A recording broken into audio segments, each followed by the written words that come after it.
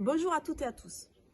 Comme convenu, je reviens vers vous cette semaine pour continuer à vous présenter les articles que nous avons adoptés lors de l'examen du projet de loi Climat et Résilience. Aujourd'hui, je vais vous parler publicité, comment l'encadrer et comment mieux la réguler.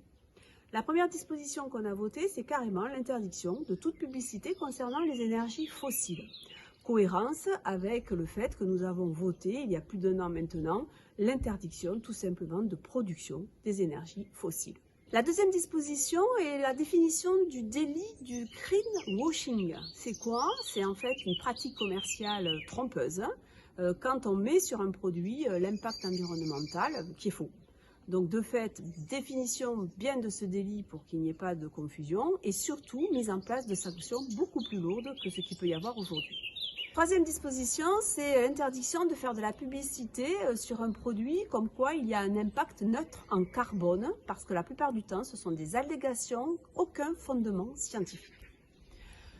Désormais, pour toutes les publicités des véhicules à moteur terrestre, ils devront être accompagnés de messages encourageant donc les mobilités actives ou collectives, voire les transports en commun.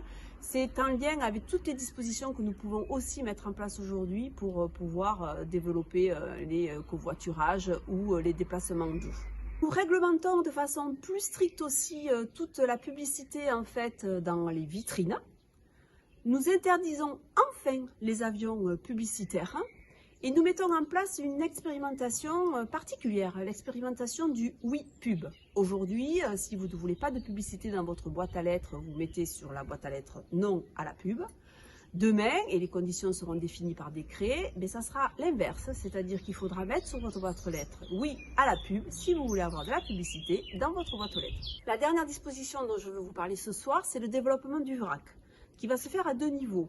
Dans les grandes surfaces supérieures à 400 m², donc beaucoup plus de vrac qu'aujourd'hui, et puis développer aussi finalement des surfaces qui ne seraient dédiées qu'à la vente au vrac. Voilà pour aujourd'hui, donc je vous propose de vous retrouver la semaine prochaine pour continuer à développer les articles que nous avons adoptés dans le projet de loi Climat et Résilience.